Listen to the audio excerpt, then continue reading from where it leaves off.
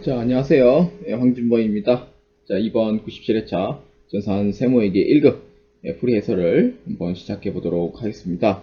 자, 실무 시험인데 이번 97회차 합격률이 상당히 낮아요. 2%도 안 되는 그 합격률이기 때문에 아마 제 생각에는 이론 쪽하고 그리고 실무에서도 아마 상당한 실수가 좀 많이 있었다고 생각하고요. 그리고 법인 조정에서 아마 거의 날려먹지 않았나 라는 생각에 거의 아마 2% 정도 아마 합격률이 나왔지 않았을까 라는 생각이 듭니다. 물론 전산 세무회계 1급은 사실 쉬운 자격증은 아니에요. 저도 이제 운 좋게 자격증을 합격한 바는 있지만 사실 전산 세무회계 1급은 실력만으로는 합격하기 힘듭니다. 그렇기 때문에 그 약간 문제 운이 좀 따라야 돼요. 그래야지만 합격을 할 수가 있다고 저는 생각을 합니다.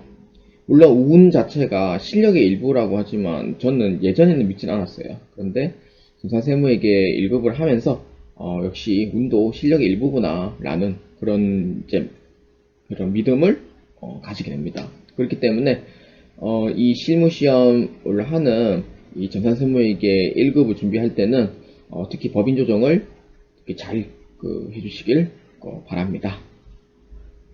자, 그러면은 실무시험 문제 자 한번 보도록 하겠습니다. 자, 주식회사 홍도산업은 제조 저소매업을 영위를 하는 중소기업이며 당기는 제9기로 회계기간은 2021년 1월 1일부터 12월 31일이다. 자, 전산세무에게 수업용 프로그램을 이용을 하여 다음 물음에 답하시오입니다. 자, 문제 2번 보도록 하겠습니다. 자, 문제 2번은 부가가치세에 대한 부속서류 명세 문제이고요.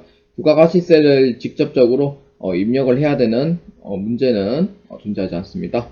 자, 1번입니다. 자, 다음 자료는 2021년 2기 확정 부가가치세 신고에 대한 매입 관련 전자 세운계산서 내역이 공제받지 못할 매입세액 명세서를 작성하시오입니다. 단 전표 입력은 승인하고 세금계산서는 작성 일자에 발급을 했답니다.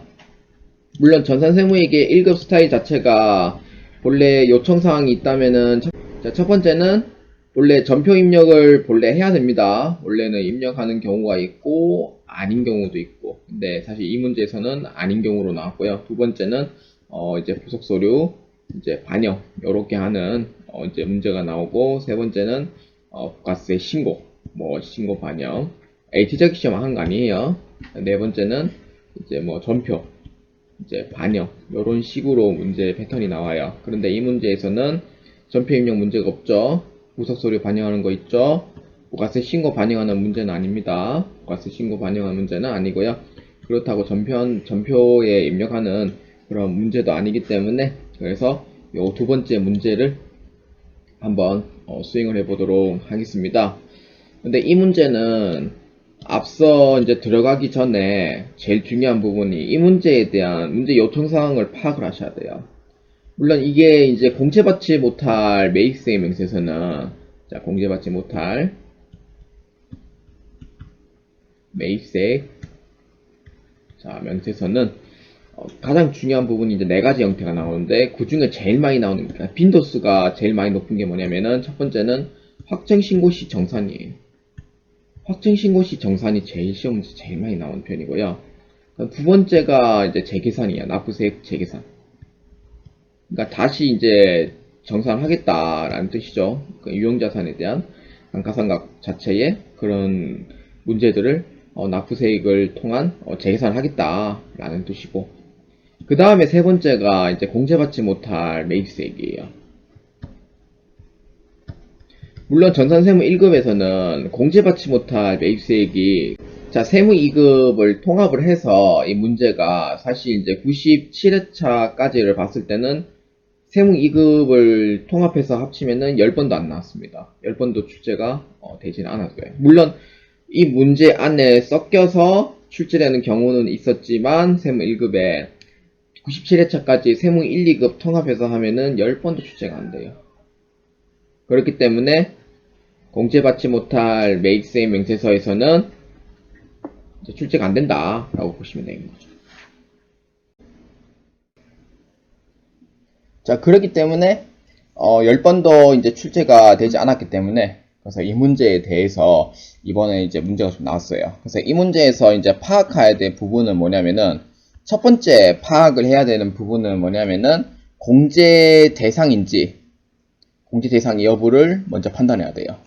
물론 공제 여부를 판단하면은, 공제받지 못한 매입세액이죠. 당연히 공제 안 되는 거. 그러니까 메인 매출 전표에 해당하는 불공에 해당하는 부분만 입력해 주시면 돼요. 그 다음에 세 번째는 그 사유에 입력을 해주면 된다. 이렇게 보시면 되겠습니다.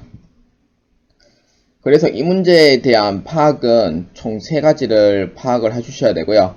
이 세 가지를 파악함에 동시에 한번 부가가치 쪽에서 공제받지 못할 매입세 명세서를 클릭하겠습니다.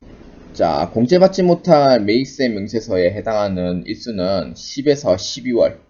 자, 요 칸을 이용을 해 주셔야 돼요. 이 문제에서는 공제받지 못할 매입세 내역에 해당이 되고요. 이때 불공제되는 부분만 입력을 해 주셔야 됩니다. 불공제. 자, 봅시다. 자, 10월 5일자 한번 봅시다. 업무 무관 자산을 관리함으로써 생기는 유지비용입니다. 업무 무관 자산. 요거는 당연히 불공제 대상입니다. 회사와 관계가 없는 것은 다 불공 처리해 주셔야 돼요. 자, 1번 이렇게 보시면 되고요. 자, 2번입니다. 10월 20일자입니다. 자, 구매부서 프린터 구입 비용입니다. 자, 세금계산서 발급 일자는 단기 12월 1일입니다.